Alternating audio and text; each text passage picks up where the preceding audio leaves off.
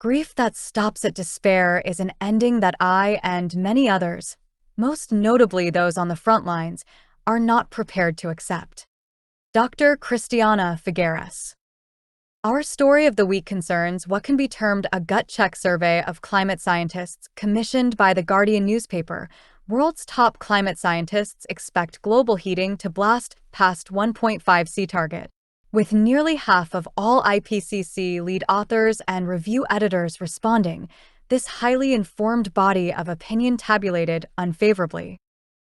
Almost 80% of the respondents, all from the authoritative Intergovernmental Panel on Climate Change, IPCC, foresee at least 2.5°C of global heating, while almost half anticipate at least 3°C, 5.4°F. Only 6% thought the internationally agreed 1.5°C, 2.7°F limit would be met. In a period where we're barely flirting with 1.5°C of warming yet seeing breathtaking and disturbingly unusual weather phenomena, biological impacts, and disastrous effects on human affairs, this obviously comes as bad news.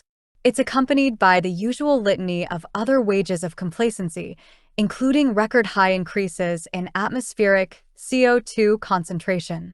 The week also sees a nasty inventory of indicators of how political processes underpinning production of public policy to check and repair this unfolding disaster are at risk from alliances of narrow self-interests. It's all a little much, to say the least. We can and do productively channel the energy of anger to produce positive results, but despair is hard or impossible to catalyze into useful action. With this week's bundle of results, a feeling of hopelessness may be knocking on our psychological doors. How do we refuse this invitation? How about heeding expert advice from climate scientists? While it's true that hope is not a plan and optimism needs to be backed by methods, it's equally true that our species has often survived on nothing more than wishes. People who know climate science and climate change at the deepest levels suggest we dig into our reserves.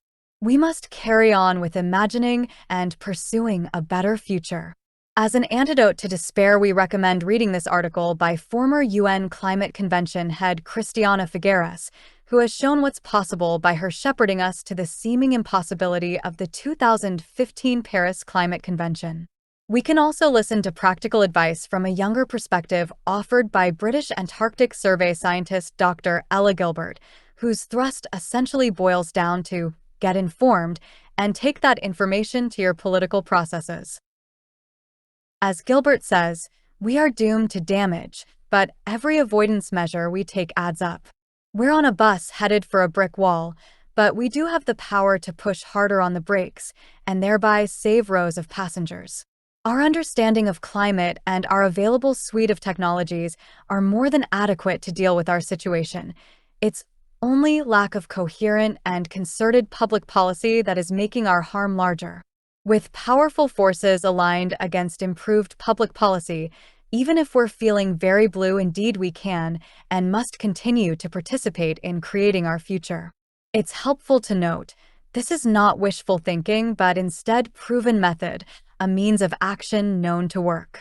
Example: while it's by no means a perfect outcome, the Paris Convention is undoubtedly going to produce a marginally better future. In terms of results, giving up looks exactly like complacency. Are we complacent? No. Let's not behave as though we are. Being complete citizens of our planet by diving into politics armed with information is our way forward.